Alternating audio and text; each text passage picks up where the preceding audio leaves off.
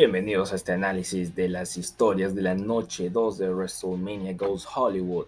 Y como les dije en la parte 1 de la noche, justamente la noche 1, que si no la has visto, te recomiendo que primero vayas a ese link de este vídeo.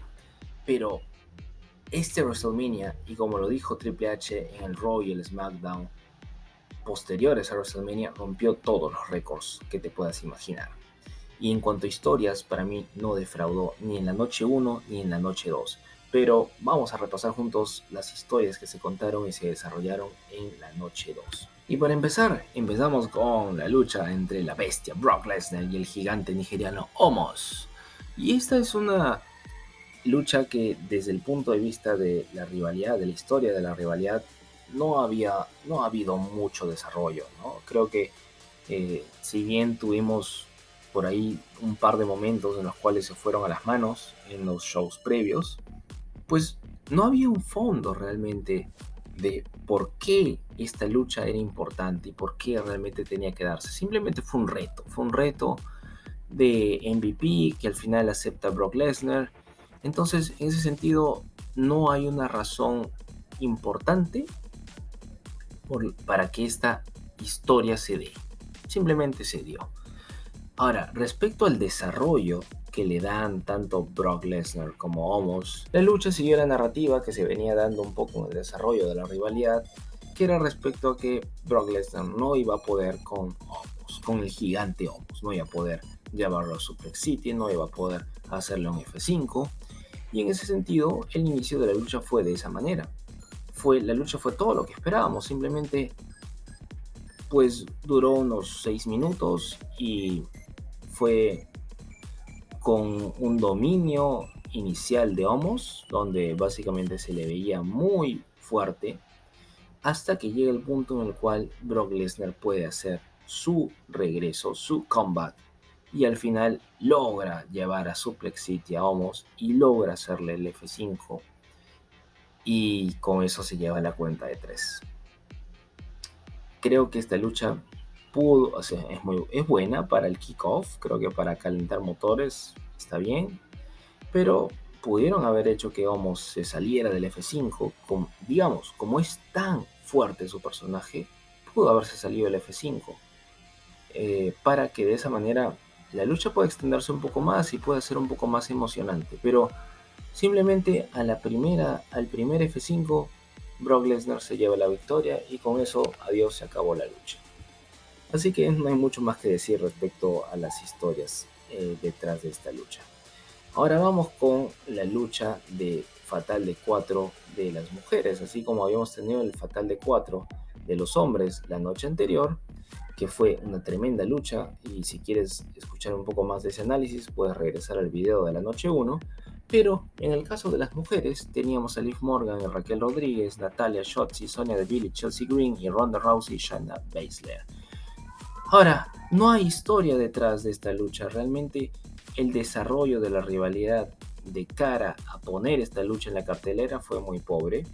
En ese sentido no hay mucho que podamos aportar.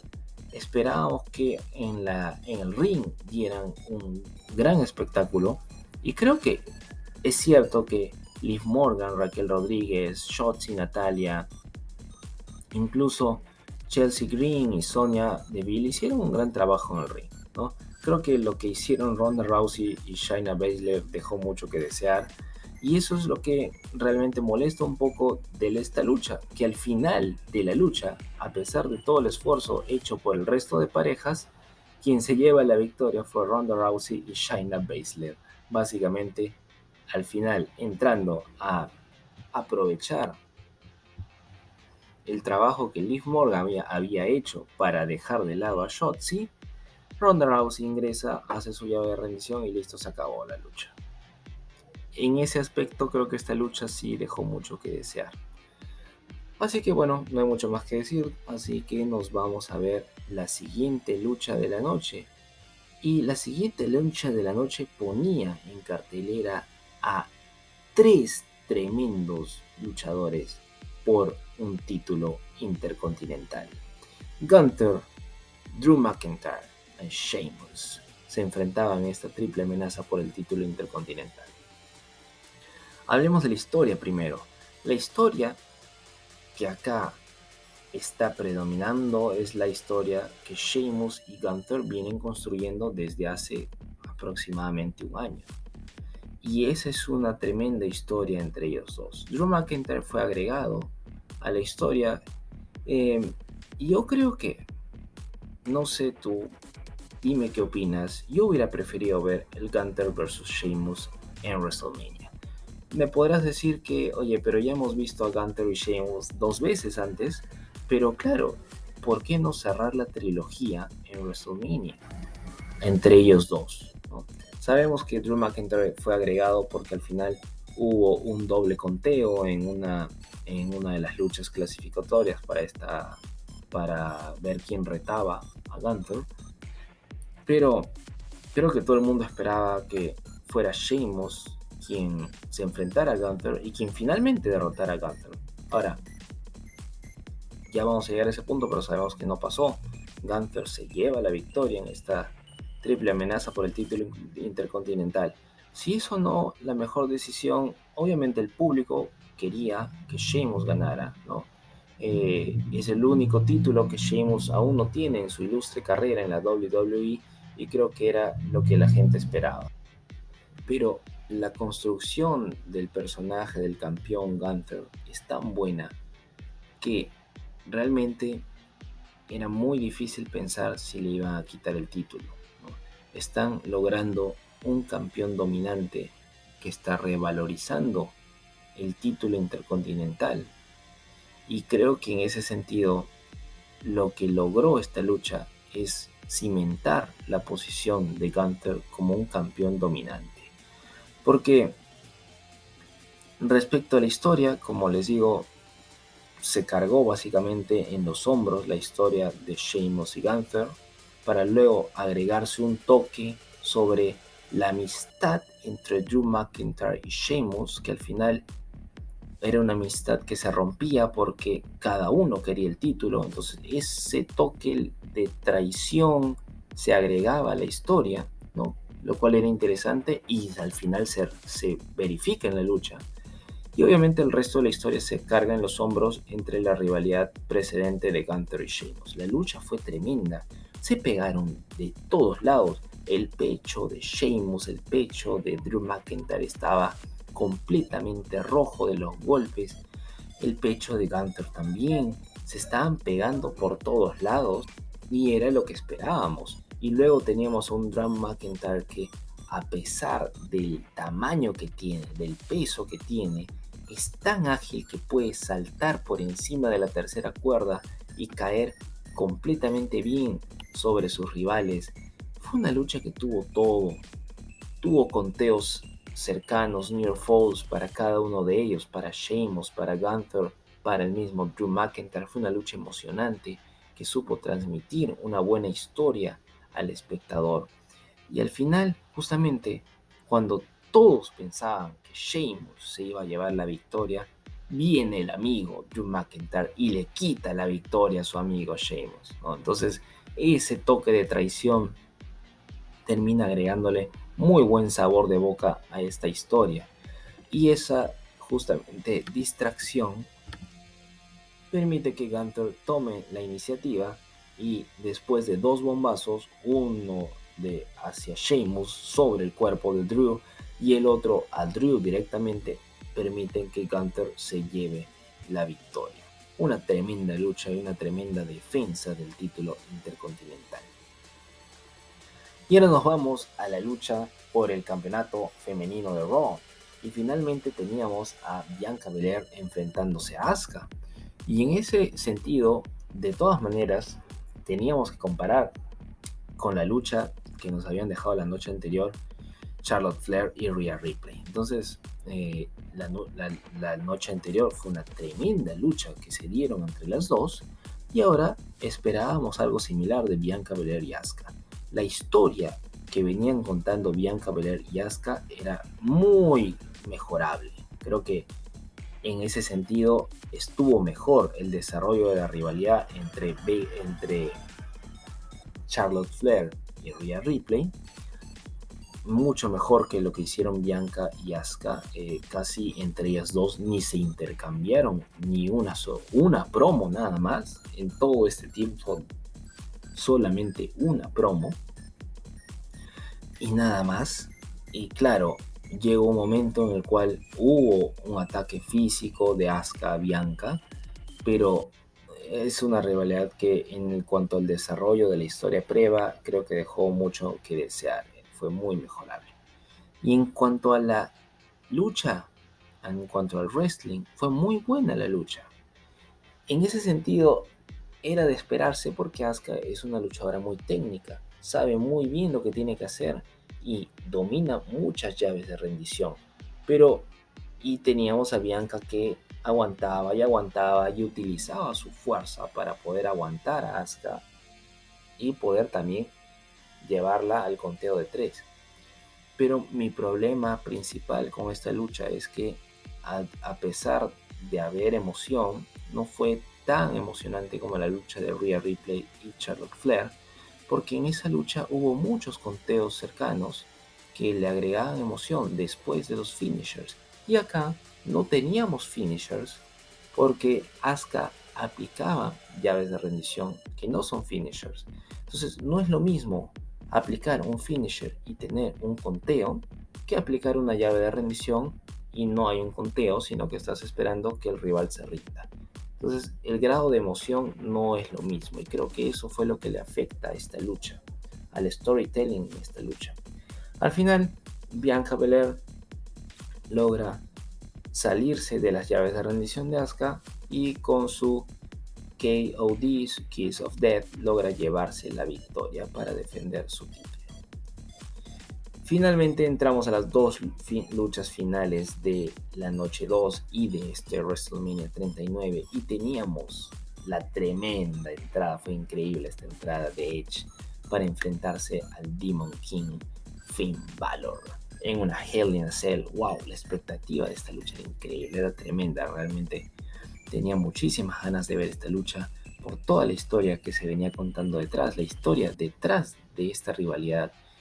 Son los dos líderes del Judgment Day, el traicionado y quien le aplicó la traición.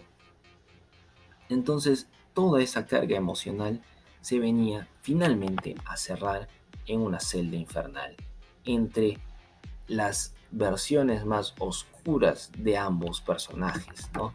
Un Edge entrando como un demonio y un Finn Balor obviamente entrando como el demonio. Entonces, la lucha empezó muy bien.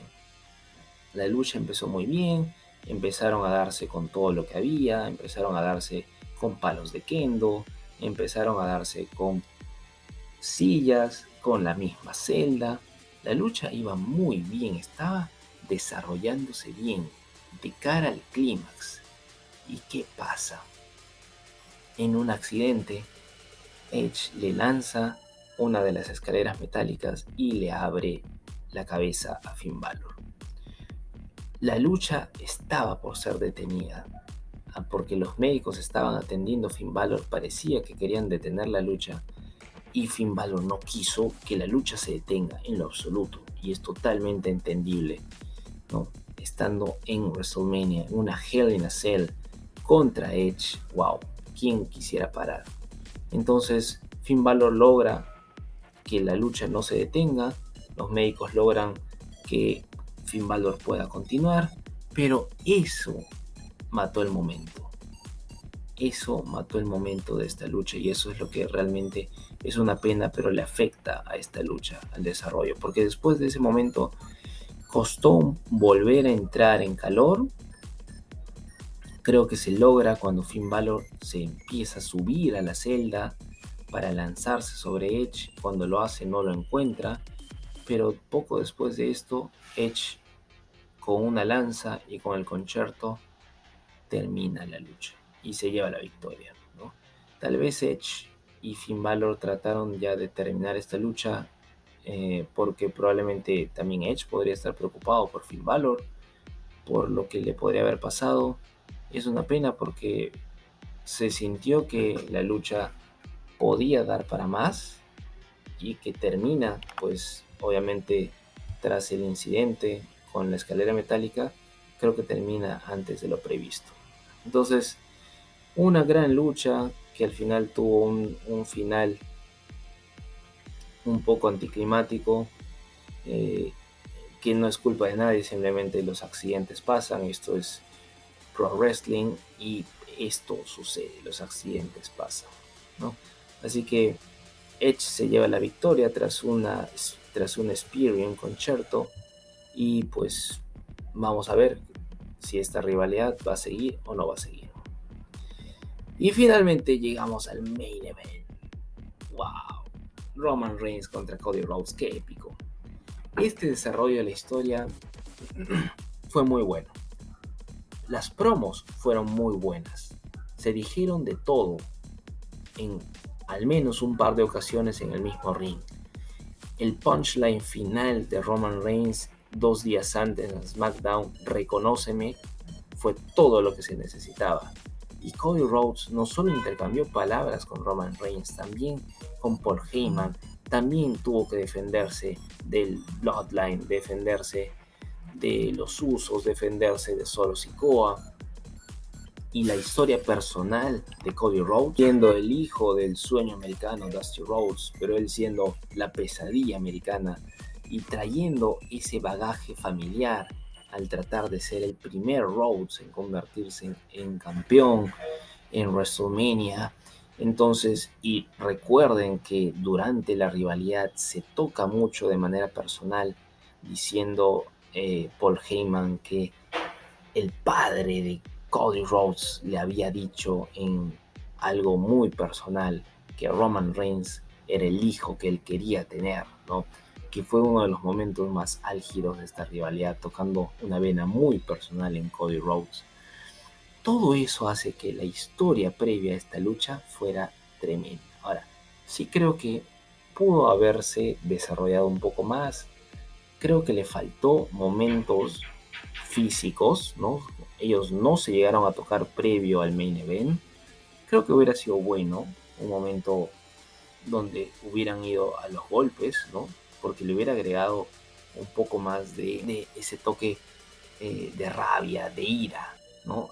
Justamente a la historia, ¿no? Porque hasta ese momento teníamos momentos de justamente de el drama familiar, de un sueño que cumplir.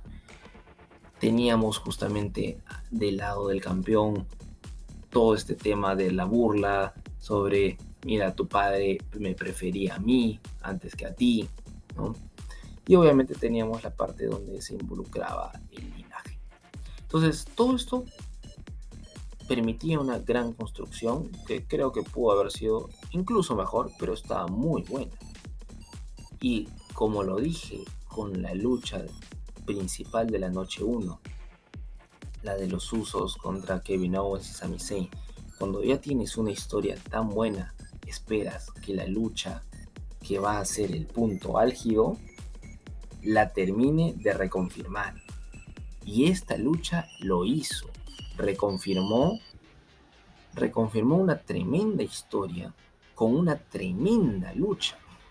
En cuanto al wrestling y el storytelling en la lucha misma, los dos venían como muy fuertes, por lo tanto tenía que verse una lucha equilibrada, con caídas para los dos, ¿no? Con near falls para los dos, y así se dio, con momentos en los cuales dominaba Cody Rhodes, con momentos en los cuales dominaba Roman Reigns, con momentos en los cuales Cody Rhodes casi se lleva la victoria, pero Roman se salía de, por ejemplo, el Cody Cutter, o se salía del primer Crossroads, o también tenías a Cody Rhodes que se salía del Superman Punch, que se salía de la guillotina de Roman Reigns, que se salió incluso de la primera lanza de Roman. Pero claro está, tenía que entrar a tallar la historia del linaje, el resto del Bloodline. Y es acá donde justamente Solo Sikoa estaba allí molestando, y claro, luego un momento de ellos es eliminado, sacado del ring, de las afueras del ring, Y ya luego, cuando nos estábamos acercando al momento final de la lucha, logran, digamos, el árbitro es golpeado, y en eso, cuando Cody Rhodes estaba por empezar nuevamente su Crossroads, llegan los Usos y atacan a Cody, ¿no? Y era de esperar, pero también era de esperar que iba a venir la caballería, y Kevin Owens y Sami Zayn logran defender a Cody Rhodes, sacan a los Usos e incluso aprovechan para dejarle un regalo a Roman Reigns y una Helluva Kick de parte de Sami Zayn. Y con eso, teniendo las cosas emocionantes de ambos lados equilibradas, llega el momento final. Ese momento final que realmente te termina de vender la historia, y tenías a Cody Rhodes por aplicar su primer Crossroads, su segundo Crossroads, y cuando iba a aplicar el tercer Crossroads, Paul Heyman distrae al árbitro y Solo Sikoa regresa al ring y le aplica el punzón samoano, y en este descuido Roman Reigns le aplica una tremenda lanza, la segunda de la noche, y con eso se lleva la victoria. Tremenda y emocionante lucha para cerrar una tremenda rivalidad, que al final, como nos dimos cuenta en el Raw posterior, la rivalidad no ha cerrado. Y en este WrestleMania 39, donde se enfrentaron Roman Reigns y Cody Rhodes, la verdadera razón para la que Roman Reigns haya derrotado a Cody Rhodes es bien simple. No es solamente extender su reinado, ¿no? Que como ya sabemos, hay varias marcas históricas que están logrando con Roman Reigns. Como lo dije en el video de predicciones, están logrando acercarse a los 1000 días de reinado continuo, que estarían, y en total estarían por superar ya los días de reinado en total de John Cena, acercándose a Triple H, pero también no ven muy de lejos el reinado de Hulk Hogan. Pero, y aquí voy con la verdadera razón por la que Cody Rhodes pierde en WrestleMania 39, es porque el héroe de esta gran historia, y como en casi todas las narrativas, en películas, en series, libros, el héroe nunca se lleva la victoria a la primera de intentar derrotar al villano. Nunca. En ese sentido, Cody Rhodes es nuestro héroe. Imagínense ustedes que Cody Rhodes es Batman, ¿no? Y Roman Reigns es el Joker. Y ustedes recuerdan Dark Knight, por ejemplo, por dar una idea, un ejemplo, Batman no logró derrotar al Joker a la primera, sino que tuvo que aceptar una derrota inicial, ¿no? Para luego poder acercarse a una victoria. Y eso está pasando aquí. Cody Rhodes tiene que haber saboreado la derrota ante Roman Reigns para que luego, cuando la historia se siga haciendo más compleja, pueda finalmente saborear la victoria. Es en ese sentido que Cody Rhodes, si bien el héroe y todo el mundo quería que gane en ese estadio, tiene que perder, tenía que perder, ¿no? Sí, eso no solo hace que la historia se haga más compleja y se alargue, sino que también abre otras posibilidades. ¿Y qué pasó en el Raw siguiente a WrestleMania? Se agrega un villano. Y de nuevo voy a agarrar el paralelismo con las historias, por ejemplo, de Batman. Si tuviéramos en cada película de Batman a Batman enfrentando al Joker, se volvería monótono. Si nosotros queremos ver un Cody Rhodes contra Roman Reigns en SummerSlam, probablemente si de acá a SummerSlam sigue solamente la rivalidad entre ellos dos, se volvería monótono. Por lo tanto, tiene que ingresar un nuevo villano a la historia.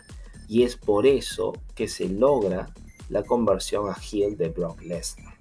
Brock Lesnar está allí para justamente ser el nuevo obstáculo del héroe Cody Rhodes. Ser, por ejemplo, el Bane de esta historia, ¿no? cuando Batman enfrenta a Bane nuevamente, primero saborea la derrota para al final recién lograr vencer a Bane. Y en ese sentido viene Brock Lesnar y es el nuevo villano de esta historia, es el nuevo obstáculo que el héroe Cody Rhodes tiene que superar para poder llegar a Roman Reigns. No creo que los dos villanos, Roman Reigns y Brock Lesnar, vayan a trabajar juntos, aunque sería interesante ver esa dinámica entre los dos villanos trabajando para vencer y deshacerse del héroe.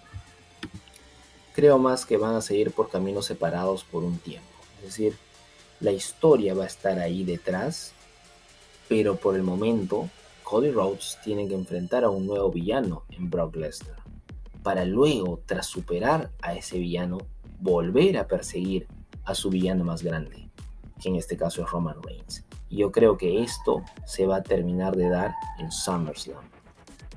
Creo que esa va a ser el main event y donde creo que allí sí podría darse la victoria de Cody Rhodes para finalmente cerrar el círculo, cerrar la historia de este héroe que está superando diversos obstáculos. Es por eso que Roman Reigns tenía que llevarse la victoria y Cody Rhodes por eso tenía que perder. ¡Wow! Con esto se cierra un WrestleMania histórico. Histórico por diversas cifras que se rompieron, pero también por la cantidad de buenas historias que se contaron. Es cierto que hubo algunas luchas que estuvieron de más, probablemente que les faltó más desarrollo en la historia, pero como lo dije al final de la noche 1, uno a veces va a pagar para ver el main event. Y el main event te tiene que vender todo el evento.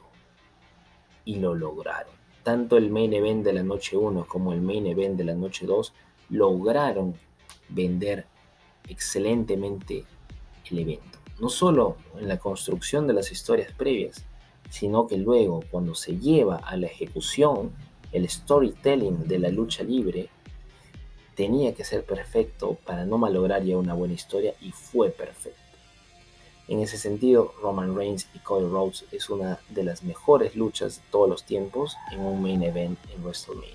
Me encantó WrestleMania 39. ¿Qué te pareció a ti? ¿Qué te parecieron las historias? Cuéntame un poco qué es lo que opinas en los comentarios y te leo. Y si te gustó, dale like, comenta, comparte y nos vemos en el próximo video. Adiós.